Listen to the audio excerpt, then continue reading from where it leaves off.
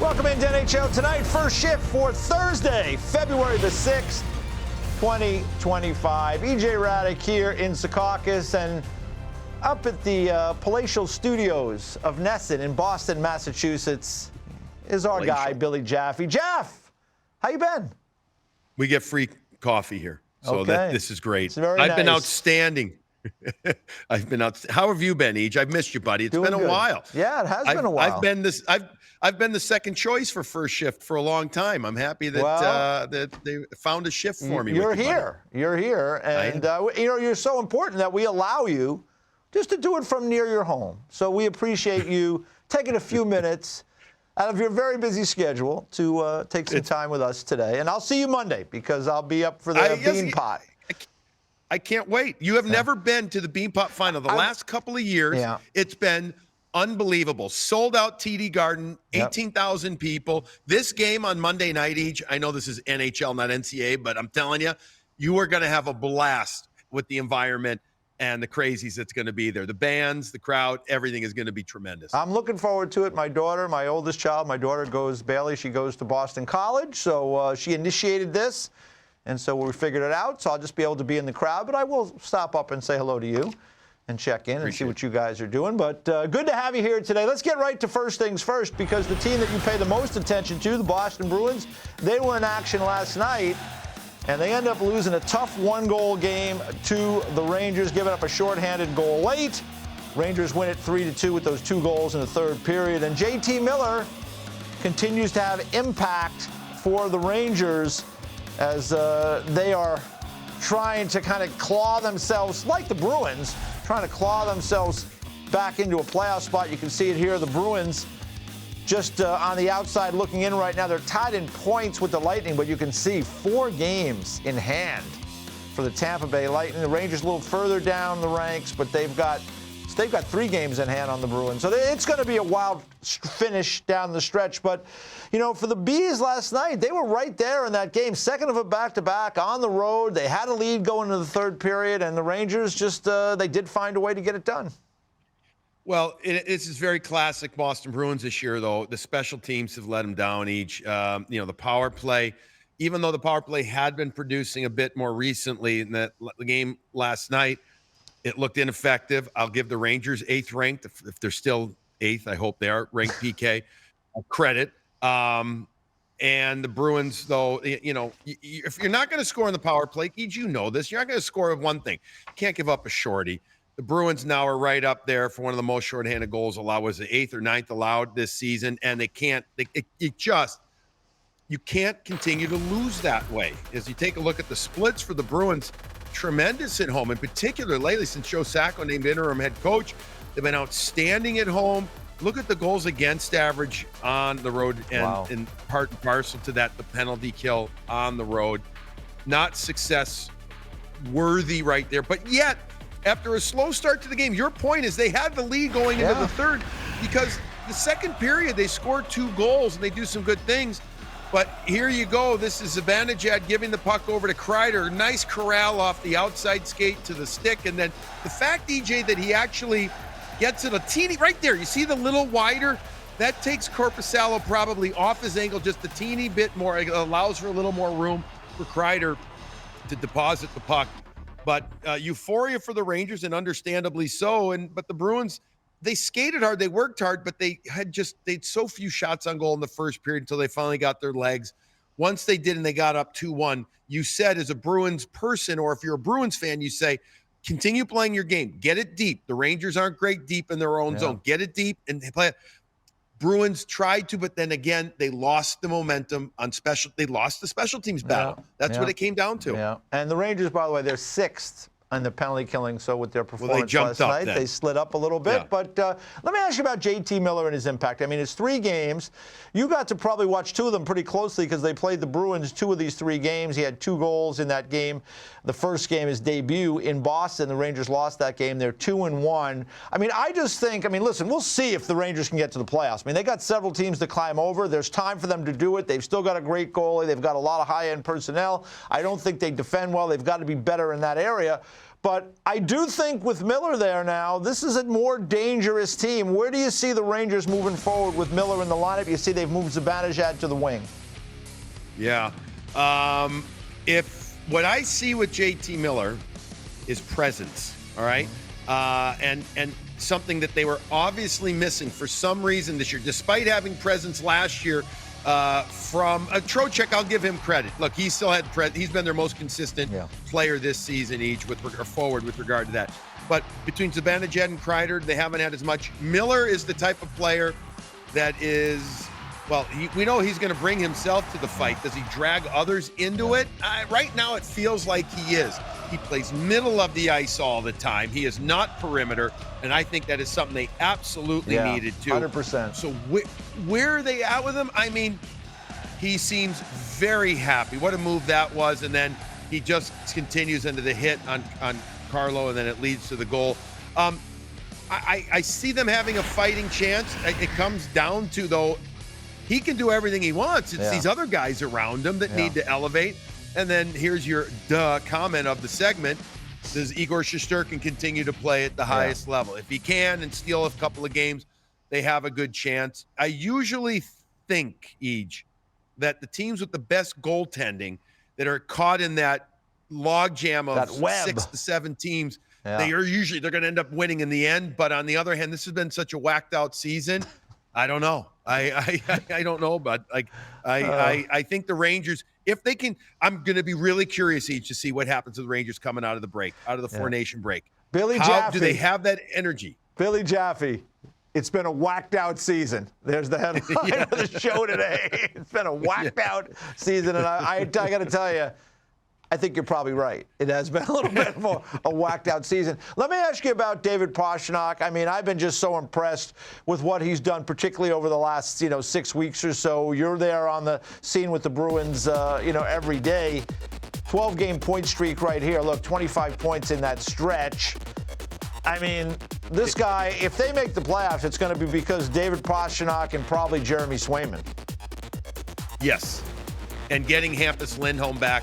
And having Hampus Lindholm help reset the D, and then Charlie McAvoy get better. If McAvoy continues to play like he has the last couple of games since he came back, great. But let's talk Pastrnak here. David has been Hart Trophy worthy for the last month. Yeah, he has. Now, that doesn't mean he's going to win it because he didn't start out that way. You could make an argument. A couple of players in particular have been tremendous all season long. I get it. But what I'm saying is the last 5 weeks or so, he has been phenomenal. And more than anything, okay, yes, he's gotten involved physically more. It's all about his feet, moving his feet, etc. He wasn't skating as well, it felt like early in the season, but he's been amazing lately. His passing, EJ, has been sublime. His reads and his connection with both Pavel Zacha and in particular Morgan Geekie the last couple of weeks have been spectacular. His passes have been all universe. Like you know how good of a passer Panarin is, and we've seen others.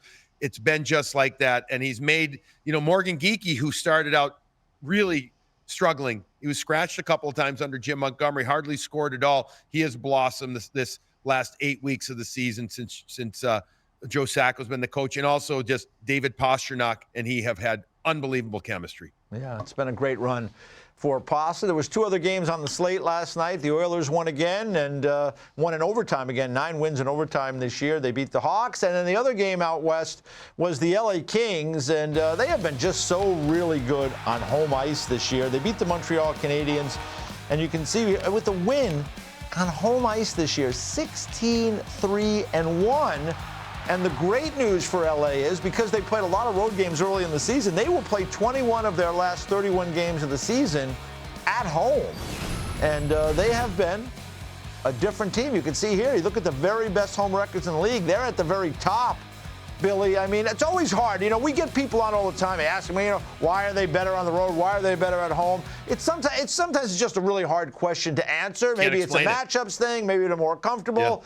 Different things, different years. But the bottom line is they have been really good at home, and that does probably give them a lot of confidence going into this, this second half of the season, or I guess the post Four Nations face-off window that takes place after that tournament ends, because we're talking about, other teams in that division. Vegas has had some struggles of late. The Kings with, some games in hand, and with all these home games, maybe they can make a push-up and maybe get into the 2 spot. I don't know if they're going to catch the Oilers, but this is a team to still watch out west.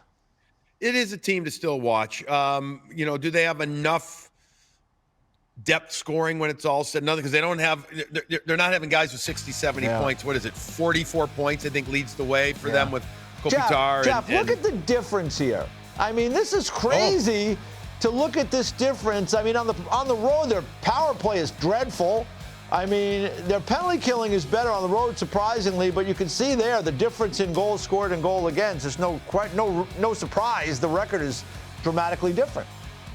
Yeah, because they're playing the same system at home as they are on the road, or they're doing that. But you said it best, and that's why I had my hands up, kind of shrugging when we came on talking about this. There's really no rhyme or reason, because I don't know what the old rule of thumb is.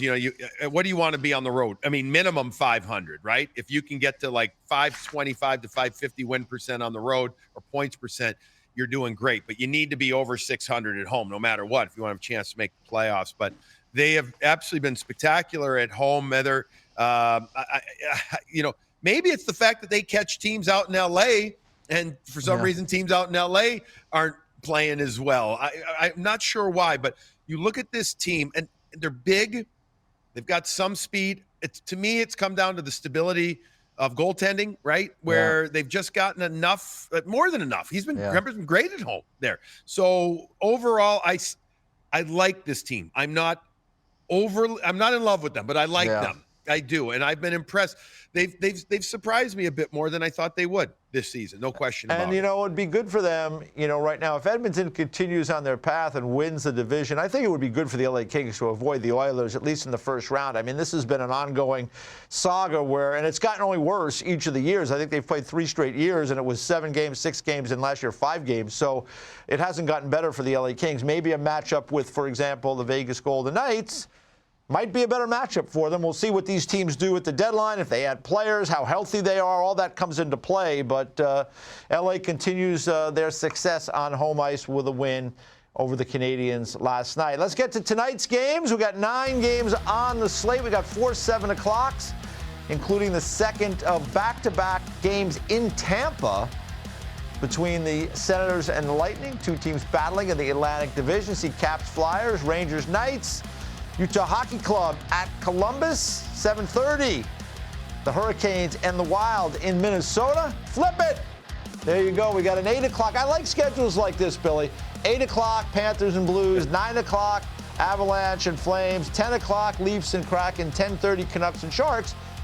So you're catching up on things all the time. You're never without games going on somewhere. So I love that for tonight. Let's start with the Senators and the Lightning. It's the second straight game they play in Tampa. A little bit of odd scheduling. Like I said, back to the pandemic era when teams would come in and play 2 or 3 games in the same place. I remember there was that one sequence when the Blues and the Coyotes played like 7 straight games against each other. That was kind of, boy, it's crazy. Those are the things that are going to get lost in history. And that like 10 years from now, somebody's going to be doing some research and saying, this has got to be wrong. Like they couldn't have played 7 consecutive games against one another, but they did. But they did. Neither here nor there. But second straight game for the Senators and Lightning tonight in Tampa. And, the Lightning have been a weird team this year because they're plus 35 as a team. And yet they're in this mess of trying to make the playoffs. I mean, the teams that are plus 35 are pretty comfortable at this point. And it's a really important game tonight for the Lightning and for the Senators, who have, inched up the standings, and they're trying to catch Toronto. The Lightning have had a hard time playing, not playing with the heavyweights. Some have been the lessers that the Lightning don't seem to have that same killer instinct with. I like their depth. I don't know if I love it. I mean, we know when you got Kucherov there, you're going to be top heavy regardless. But, I mean, one of my favorite players in the league has been Hagel, the way that he has completely blossomed this year. I look at this Ottawa-Tampa game, I wonder, I can't imagine that the Ottawa Senators fans that went down there didn't enjoy this. They get a couple of days down in Tampa. I've got to imagine, too, I would think that the Ottawa Senators players like it as well, but I'd also like to ask them if we were on site, maybe the NHL Network can send us down there next time. But, Yeah. you know, I don't see why not. But I wonder if, you know, this is a very different routine, Age, except for playoffs. So I wonder how they've treated it. I can't imagine that they haven't loved it, getting the extra opportunity to be in the warmth, or warmer at least in Ottawa, and be down there. But yet, you know, you have that day in the between, and you're like, oh, this is different. We're used to going and going and going. Ottawa lost the other game, and they played Linus Ullmark. I was curious if they were going to start Ullmark tonight. And they're not. They're scheduled to start Forsberg, which I find interesting. They're going. Their plan is to go with 11-7 because no Shane Pinto. They still were without Dwayne, without Norris, Josh Norris as well. I almost said Dwayne, his dad, who I played against years ago at Michigan State. But those are two big losses for them. And Nick Paul got hurt last game, but he is scheduled to be in the lineup tonight. Yeah, two quick things. I mean, I agree with you. I love Brandon Hagel. I think he's a fun player to watch. Really happy that he's emerged. That was a great move to grab him from the Chicago Blackhawks. He has been really a terrific player for them. You know, the other thing, though, is like, you know, when teams have, like a lot of times teams will play Tampa and then they'll go play Florida, and then there's a day off in between. Now, Ottawa is going on to play the Florida Panthers, I believe, on Saturday to finish up this part of the schedule, and then we'll have the break. But it's usually never great to have too many days in the nice weather when you're not used to being in the nice weather, Billy. It doesn't always work out well. So we'll see how the Senators respond in this situation. You're right. And I haven't checked the weather down there, but you can always tell who didn't wear sunscreen. Probably good. On the day off. That's right. Yeah, probably. That's right. Yeah.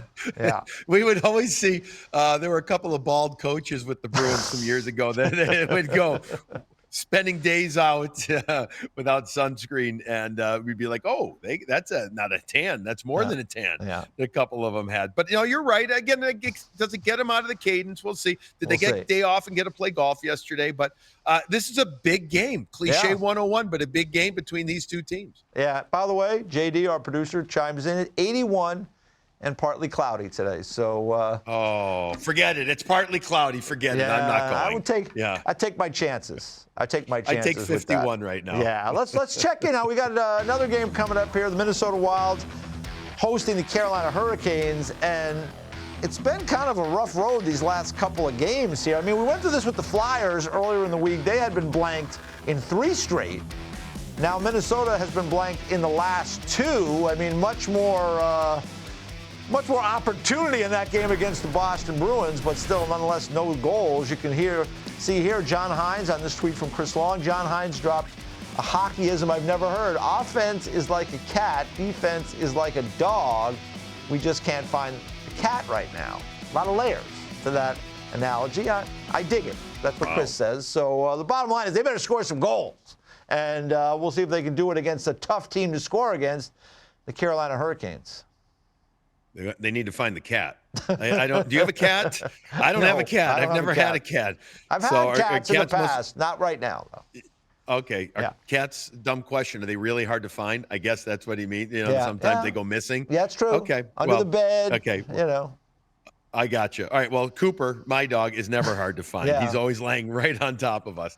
I watched this Wild team play, you know, and moment. They're obviously missing Kaprizov. Yeah. You know, he's that electric, he just stimulates this team because he is so electric out there, and he brings so many different things, and he creates ice for himself and, more importantly, for his teammates. But I was really impressed the other night with both Rossi and Boldy, the way they played. They're just the rest, you know, and Zuccarello, we know, can be very offensive minded. The rest, though, of the lineup is just not as much. And you know, they're having to play the old certain way. You know, their D when they're on, and boy, did they do this against the Bruins the other night. Their D were incredibly efficient at getting pucks each and transporting or transitioning up the ice quickly. For a while in the game, in the first period, it was all the Minnesota Wild. I had about 6-7 marks to the producer. I was saying, mark that, because of how effective their quick up ice was. And I'd actually talked specifically about that with Zach Bogosian before the game. And he says, when we're on, that's what we're doing. We're moving pucks up well. We stretch out and we get the forwards going and create. The difference is right now, not having one of the most dynamic players Yeah. in the NHL in the lineup, they're just not finishing as much. No They're just question. not creating as much offense. Yeah, that's certainly problematic. You know, that's interesting thing about Minnesota. We just talked about Tampa. Tampa's like a plus 35, and they're in this quagmire. Minnesota's even on the year, but yet they find themselves in a nice spot, in a third spot in the Central Division there, and you know, they're ahead of Colorado, but they've been near the top all year. So they've been finding ways. That tells me they have been finding ways to win close games this year, and that's why they are where they are. Yeah, no, I'd agree. They've got to look. They've got strong mindset people. Billy Guerin, John Hines. They just do. And the presence of Marc-Andre Fleury was, you know, again, spectacular to see him. I just think that this is a team that, because they won a lot, especially early on in the season, they feel good. But I also got a hunch with all these injuries, they're looking at, they're saying, guys, we need to get through this, you know, the last couple, and then get the break, get as many guys healthy, because it's going to get tighter. It might get tighter for a team like Minnesota if that offense continues to be marginal each. You know, it could get tight. I mean, you know, if you get Colorado getting going and scoring, and, you know, Nachos has had some points there, but not as, you know, they still need to create more offense in Colorado. That could be tough. So Minnesota is going to have to find that offense, or some offense, very soon. Yeah, so it should be a good one tonight. That's two entertaining teams, the Hurricanes and the Wild. Wild trying to get back on the score sheet after get blanked in the last two. We got the Columbus Blue Jackets at home after a 4-game road trip, taking on Utah tonight. Here's a tweet from Aaron Portzline. Zach Werenski said he's leaning towards playing tonight against Utah, but a firm decision will be made this afternoon after his nap. So, you know, got to rest. Oh, I miss the nap days. Take it all in. Were you ever a napper? I don't really have time for naps. I was not in that window. No, in the past. You were a guy who covered teams, right? So like you're in that situation of you go to the skate, you're back in the room, then you're back doing the game. So you might get into that. Yeah. I mean, I've never been in that circumstance, but when I have had a nap, I really come back strong from the nap. I can tell you, some of my best days have been after a good nap. And think of the decisions you can make after the nap. That's because right. You're refreshed. Of course. That's right. And so Zach Werenski, one of the premier defensemen in the NHL this year, will take the nap. Look at this. What a year. And then, I mean, the numbers are spectacular. I mean, listen, that's what you get when you get a Wolverine in the Buckeye State. There you get go. Greatness. Says the Michigan man himself, Billy Chaffee. Right. And I love taking naps at Michigan. Are you kidding me? Before a game on a Friday or Saturday, I used to love it. Sometimes I just wouldn't wake up. There you go. No, listen, I hope that he can play, if only because that means that he's, you know, feeling good, and he's been so instrumental to their success. Look at the injury to Marchenko has been, it could be a big time. Yeah, it will be a big Billy, time think loss about bad luck. You're on the bench. You're on the bench and you get hit with a puck and you break your jaw on the bench. I mean, that sums it up for, you know, the Blue Jackets this year in terms of those injury issues they've had. But hopefully he'll get, you know, again, with a little break coming up, you know, maybe he can get back at some point soon. Jenner is coming back in the lineup. I have it on good authority that Zach Werenski is going to play tonight. Now, he might still be napping, but I've been told that he will play tonight, so we'll see if that is accurate information.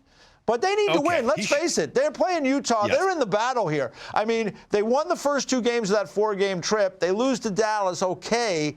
But then they end up in Buffalo, and it was just a wrong time to play the Sabres. They've been playing better lately. They were amped up over, you know, the whole thing with Tage Thompson. They get a win there, so now you only get 4 points out of a possible 8. You can see the standings again. They're a point out of things right now, and, you know, the Lightning have a game in hand on them, so that's not really great. But, you know, for the Columbus Blue Jackets, they've got Utah tonight. They got the Rangers on Saturday night. I mean, these are really important games. They are. Again, I look at that gaggle of teams. Oh, my God. It's like a mosh pit of teams there in the Eastern Conference that have all kind of been in a malaise this year at one point or another, and they're all now battling it out. For Columbus, they have a lot of youthful energy to their game, right? Because They have a lot of youth, but they're playing with that passion and that, hey, why not us type of mentality. My questions about them are, because these games are huge, is can Elvis Merzlikins play well enough down the stretch to get him into the playoffs? Can these other young players continue to elevate their games? You know, can the Kent Johnsons, can the Fantillis, can they get Marchenko back, to your point? Hopefully the rest of the Four Nations, and then maybe a week or two after that, you know, hopefully he doesn't lose too much weight because of the jaw, that he can get everything in and all that.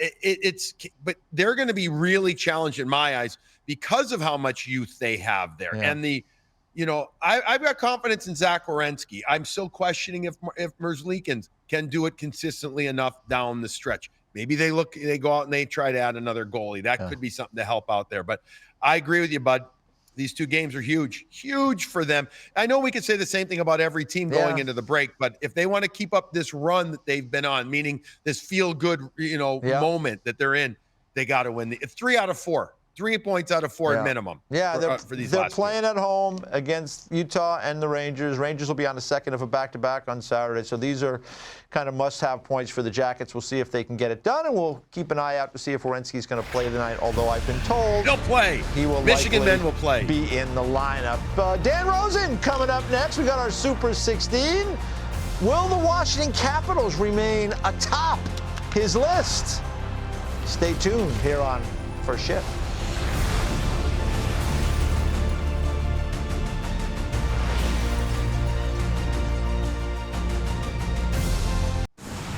It is time for the Super 16 presented by Enterprise, and that means our friend Dan Rosen right in the middle square today, like he's like he was on Hollywood Squares years ago. That's I won't even go to. It's such an old reference. I can't even go there. But it's not though. There's a new Hollywood Squares now. Oh, okay. There you go. All right. Yeah, well, see, that shows your age. You don't even know it. You could be. I mean, I could see you being the center square in the new. That's right. Hollywood Squares. I mean, that's a possibility.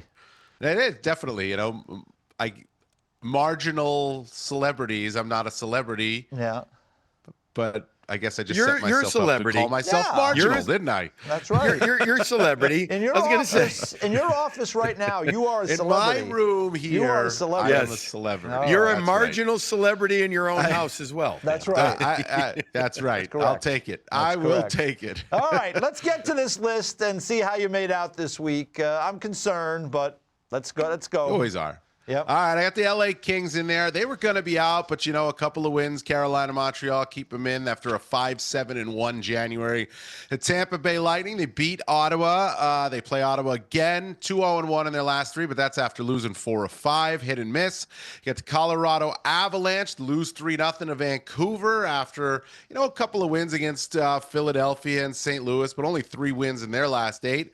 And the Minnesota Wild, they lost their last 2, can't seem to score without Kirill Kaprizov, but it comes after 3 wins in a row, so they drop, but they stay in.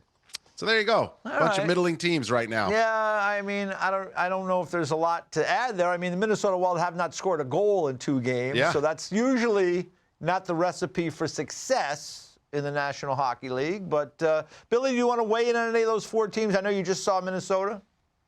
Yeah, I just saw Minnesota the other night. Not just the Kaprizov thing, and now with Hartman, and they get Brodin back, which they also lost Lauko, right? Yeah. And so then they bring in Hinostroza. So you want to talk about shuffling the deck regularly? Yeah. This is not what Billy Guerin had in mind when the team was really, really flying and playing so well. With all that said, by the way, it was so much fun to see Fleury in person. One more time. He roundhoused a couple with the glove. It was so much fun, and that's a great story there. But the only other thing I would say is looking at that list, Tampa, they've been, just like you said, middling team, consistently inconsistent for all that group of teams right there. Huge game, obviously, as we're talking, huge game again tonight against Ottawa. Plus 35 on the season. It's kind of amazing that they are in the situation they are in. But all right, let's continue on and get some more bad news from you. All right, so I got the Islanders in there, and I mean, you talk about a team that just keeps getting it done by how are they doing it, but they keep getting it done. I don't know how long it lasts, but they're 8-1 in their past 9, 11-3 in their past 14. So they get in Ottawa, another team. They lose to Tampa. They play them again. They beat Nashville, Minnesota, 5-1 in their past 6. I like Ottawa right now. Vegas is a team that they drop. They're in the top 10 because of who they are and what we know they can be, but only 3 wins in their last 14 games. And the New Jersey Devils got to start stringing it together, but they are 6-4-3 in the past month. They do drop a little bit. Listen, I mean, a lot of these teams right now, it's this I find, and I'm not defending myself here before you get on me, EJ, or anything, but I am finding the Super 16 this year to be a challenge way more than it's been in the past because these teams get hot. Like, I don't know what to make of the Islanders. Yeah. They're hot now. They have Tony DeAngelo, Scott Perunovich, and Adam Boquist. Yeah. You know, they just picked up in the last week plus. Well, I mean, they haven't won like 2 in a row. I mean, they're 8-2 in their last 10. They had a meaty winning streak despite all those different injuries. Their penalty killing has been dramatically better. I mean, they were dead last, and then over a stretch of like 15 games, they were at near the very top in penalty killing. So I think these are some clues for you, Dan, to help you with your list. Well, and I mean, like, for example, you have the Vegas Golden Knights. It's a really interesting. Now, I like the Golden Knights. I think they'll get it turned around at some point. I think they're still a team that's a dangerous team.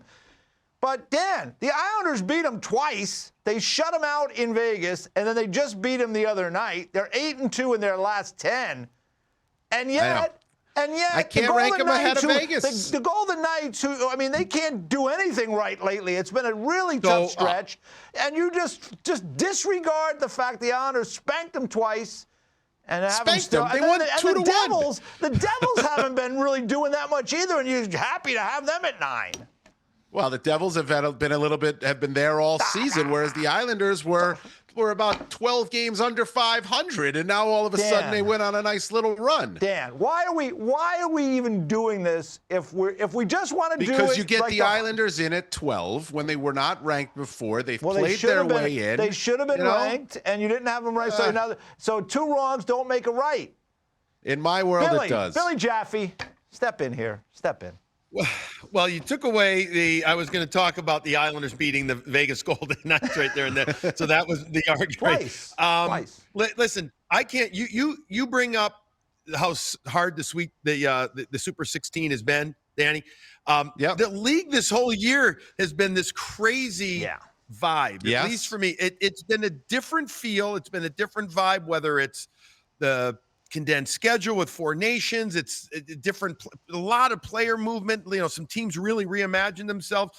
It's been funky this year, and I agree with you. But like, speaking of funky, I look at Vegas and I'm like, this isn't a short-term thing right now. This is been a while.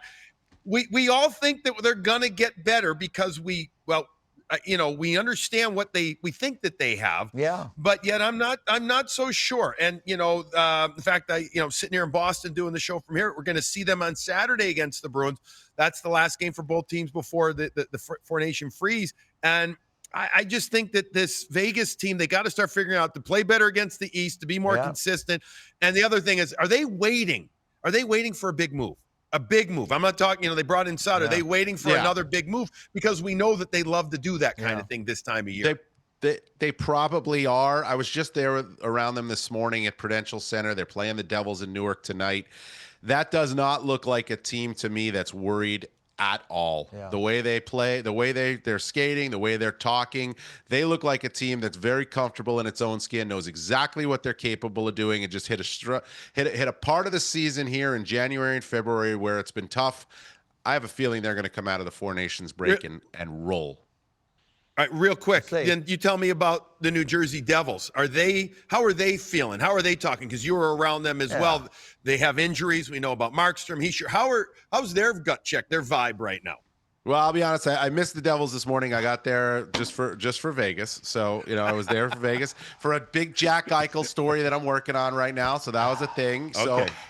So it's struggle for me to answer that, but I'm not going to answer At least you're honest. answer it with as much analysis if you will, as I can for with All right, Vegas. let's get back. Let's get back to appreciate the list. The ship is already sunk. So let's just All get right. back and finish. Hey, at least you've acknowledged that the Red Wings are playing well. Congratulations. I haven't even had a chance to speak here yet. Congratulations. I wanted to Thank congratulate you very you. much. The sarcasm is just dripping right off of you, all right? 7 straight wins, their second 7-game winning streak for the Red Wings. They're the best team in the NHL in the past, well, really since coming out of Christmas break. They Yeah. are not the best team in the NHL, but they have been record-wise. So they move up to 8. The Florida Panthers lost to Washington, beat the Islanders, both 6-3. 6-3 in their past 9 games. The Toronto Maple Leafs won the first 2 on a Western trip. These are big wins. Calgary, Edmonton. They close it out. Vancouver. I think they got Seattle tonight, Vancouver on Saturday before the break. And the Carolina Hurricanes, they lost to Winnipeg and to LA. Before that, they were 6-0-1 in a 7-game stretch. All right. I mean, I think we got you. I think we understand the issues you have with this list from 12 down. So, I mean, I think you got big problems I there. explained it, I right? think, yeah, you did, but it really didn't make much sense. And you'll probably, if I start to test you on it, you'll do what you usually do and say, "Oh, I didn't realize that," or maybe I was wrong on that. Sense. Let's just get to your top 4 because, like, I think it settles out at the top, right? Because to your guys' point, this year, there have been fewer teams that have been really consistent, and there they are that are at the top. Well, what I explained made sense. It just didn't make a difference to you. That was the difference there. I think that's still a matter of up for debate, but continue. Well, I don't know. All right, you got the Dallas Stars. They did lose to Anaheim, but that ended a 5-game winning streak. No Miro Heiskanen is a blow. We'll see how they respond. The Edmonton Oilers, listen, they won St. Louis, Chicago back-to-back after losing to Toronto 5-1-1 in their past 7. The Capitals are there. Dropped them from number 1, lost to Winnipeg. That's why. So Winnipeg's won 7 games in a row. Yeah, they move fair. up from 3-1. They are number 1. All right. Billy? Yeah. Winnipeg with 3-0 on the trip. Like, how do they not get number 1? They're showing themselves beautifully. The depth is coming through. You're seeing great structure out of them. Of course, Connor Hellebuck. But you know what? You got to tip your helmet to Comrie as well, Eric Comrie. Like, bringing it and being the kind of relief pitcher, so to speak, the backup guy that you need on that team. They got to Connor play Hellebuck. more. They got to play more. Probably a little more down the stretch, a little bit. My guess is they will. Absolutely. Yeah. They should. They have a cushion. Play him more. He's good. It's not that they need a cushion. Play him more. And you need a healthy, rested Hellebuck. He's going to go play in the 4 Nations. You need a healthy, rested Hellebuck if you're going to go win this thing, right? Yep. And, oh, by the way, I want to see my big thing coming up in the 4 Nations is let's see Connor Hellebuck win the big one. Well, I want to see Connor Hellebuck win the big one. That's the question right now, right? And it's not just him. It's also it's the whole team. It's so Connor Hellebuck with regard to individual position that makes goaltenders so unique. However, also the Winnipeg Jets, when it's all said and done, they need to have a great playoff run. I mean, it's mega important for that franchise to be as good as they've been. They played really great last year. We all know what happened though in that first round against Colorado. They need it this year, Danny. Yeah. They need to have a big run. And Comrie had the 3-0 shutout over Carolina the other night, so that was a nice performance by Comrie. They got to play him more. Guys, before we end this, did any of us think that the Jets and the Capitals, as we sit here on February the 6th, would be the 2 top teams in this league? I mean, I didn't see that coming.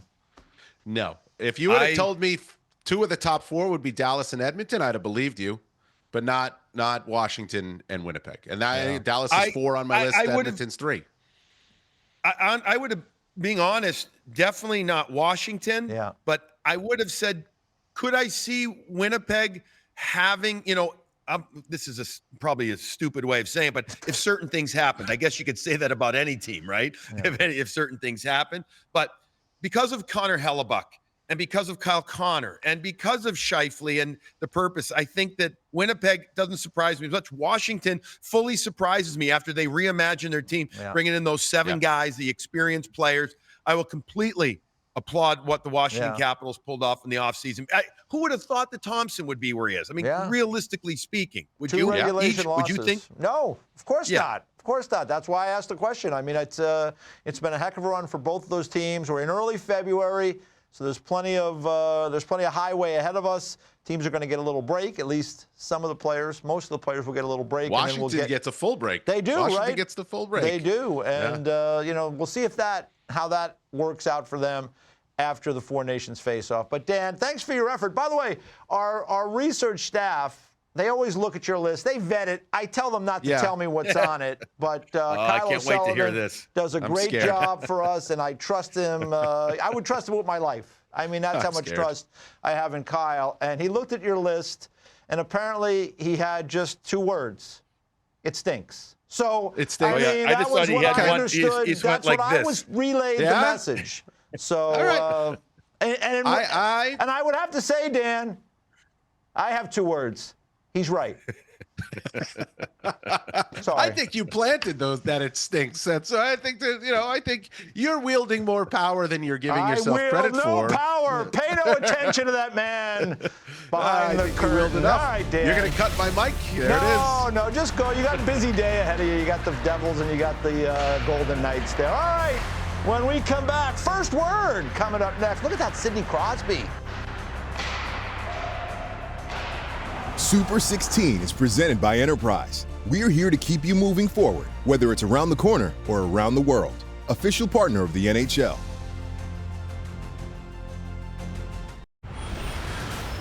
It is time for first word, and that means we bring in our erstwhile producer, J.D. Lindbergh, to quiz both Billy and I on some of the doings of the day in hockey. So bring it to us, Mr. Lindbergh. I love it when we have a remote guest because then I'm on equal footing with you guys, just That's in right. like my own little box. You got here. your That's own fun. box. Yeah, I like that. Usually Okay. I'm like, kind of cast to the side, so this is nice. I like it better when you're cast to the side, but that's just me. Billy, join us anytime. You see what I work with here Yeah, every day. every day, the poor guy. I feel bad for him. Yes, All right, I- we gotta you know what? get to it here. Okay. So first word that you guys are going to give me the first Yes. word on a couple of quick news items throughout the day. Sidney Crosby, he went to Penguins practice, was not a full participant with the rest of the squad. Here he is skating on his own, doing some tip drills, passing the puck. Not much shooting, they're saying. Mike Sullivan says that Sid is still being evaluated for his upper body injury. EJ, first word, your level of concern for Sidney Crosby's Four Nations availability. I think it would still be minimal for me at this point. Minimal would be the word, but I think that is this is something we're gonna have to keep an eye on. I don't think, from what I'm hearing, he's gonna play tomorrow. But again, that's just what I'm hearing. He could be in, so I'll say minimal right now. But it's one of those situations that I think we'll have to continue to monitor because obviously the wheels are all right. He got dinged up against the Devils. Looked like he hurt his arm or his wrist or something, upper body type injury. And let's face it, if you have that kind of injury, you might be limited. So we'll see. Yeah, you could be limited. We saw Charlie McAvoy here out for a while with an upper body injury, missed 7 games, 16 days. He's come back. And there it is. There's the injury. Yeah. He gets kind of the Malachi crunch right in the middle, and then he gets that. I would say I'm not going to say reasonably concerned. I'm going to say not that, with the caveat of he needs to take some time off. So EJ, you said you think he might take tomorrow. Well, he probably should. I don't think he'll take it obviously- off. I just think he'll be out of the lineup with injury. So I mean, how Sidney right. is. He never wants any days off. So No. Yeah. I don't mean Yeah. take it off like I'm going to rest this so I Yeah. can play Four Nations. It's I'm making sure I'm taking this extra time off because maybe this is the old cliche. If it was the playoffs, he would figure out a way to play through it. But it's not the playoffs. So don't try and play through it and then potentially make it worse. So I'm cautious, but I think he's going to be okay. I do. I liked how he was moving out there and keeping the legs going. Alrighty, from an all-time Penguin great to a now former Penguin who will be a Canuck for a long time. Marcus Pettersson is signed up to stay in Vancouver, inked a 6-year contract extension, $5.5 million AAV. Jimmy Rutherford liked Pettersson when he was in charge in Pittsburgh, seems to love him now that he's in Van. Jeff, first word, what do you like about the Canucks signing Marcus Pettersson? I would call this solid. I would call it fair, very, and that's 2 words, but solid and fair. I think that he was at 4.03 was his previous or is his contract. So he's up a little of just about $1.5 million per. He gets the 6 years. He's got to be thrilled. He's 28 years old. So again, he's still got, 4 or 5 years of what you would consider prime type time, Eej and JD, and I think that look, they're gonna move one of these others. Myers is at what, $3 million, I believe. Susie's at about $3 million. I think Susie might be the guy on the market, but we'll see. Well, I think by the end of this regular season, Eej, they'll look at all their 2-3 guys there, the depth guys, and what do they get for any of them. But Pettersson's going to be there. You've already got obviously got Quinn Hughes there and Hronik. So that's your top 3. And so I call it very solid, fair, reasonable, all that stuff. Okay, using a plethora of words, which is, I believe, illegal in this segment. So we'll have to get a ruling. We'll have to get a ruling on that. I'm just going to say wise, because when you trade a first-round pick to get a player back who's not signed, you better sign him. And so it was wise for the Canucks to get this done. I think it's a reasonable deal. It's somebody they like. We'll see how it plays out. You know what? We'll kind of allow it with Jeff because all those were similes, so it's kind of using the same word over and over. Fair, just, all that. Yeah. All right, one more. Sorry, Jeff. Well, real quick. I get paid by the word, too. I don't know if you guys realize that in my deal. So that's the other thing. So when I invoice, the more words, the better. That's why I'm going to read these next couple of words all here. Right. I'm flat rate for the day, by the way. Okay. EJ, you were fired up about this. Yesterday we touched on the Athletics player poll. And this anonymous quote kind of caught your eye. Yeah. So from the section on which coaches they'd least like to play for, one player said, "I just think he's too old," referring to Lindy Ruff of the Sabres. "I don't think he understands the game anymore. That's what I hear from the guys that play for him, that he just doesn't know what's going on most of the time." EJ, first word. Garbage. That's garbage. I mean, if you're going to say something that significant, you should really put your name on it. I mean, we don't know who this player was. I can tell you, I watch players. I've been watching players for a long time. Some of the players that are on the ice in these games, sometimes they don't look like they really know what's going on either in different situations. Lindy's been coaching a long time. We can have an argument of where Lindy Ruff stacks up in terms of coaching during his past and where he is right now. He's in a tough situation in Buffalo. I will say this, though, about Lindy. 2 years ago, on this very date, February the 6th, 2023, the New Jersey Devils, under Lindy Ruff, 32-13-4. Today, under a younger Sheldon Keefe, they are 30-19-6. So 2 more points 2 years ago, having played 6 fewer games. So my point is this: when you have good players, you're a good coach. When the players are not as good or the situation around you isn't as good, it's probably not going to go as good. Lindy is 64. By the way, John Tortorella, I bet you didn't know this, 2 years older than Lindy Ruff. So there you go. Garbage. If you're going to say something like that, put your name on it. I agree, EJ. All right, coming what happened up to Jeff? the break. He's out. You know what? It's that Boston Wi-Fi connection. Okay. What can you do? Nothing. You know what we can do? We're going to be back for one more segment, talking international hockey. Jeff!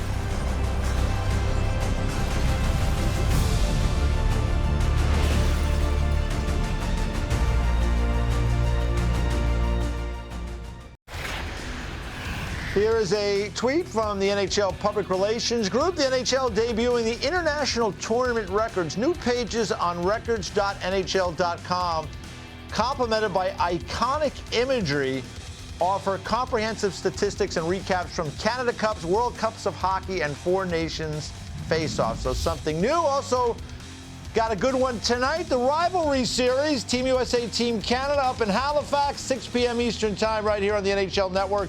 Canada currently leads 2-1. Jeff, we're out of time. I'll see you Monday. Monday. Chowder.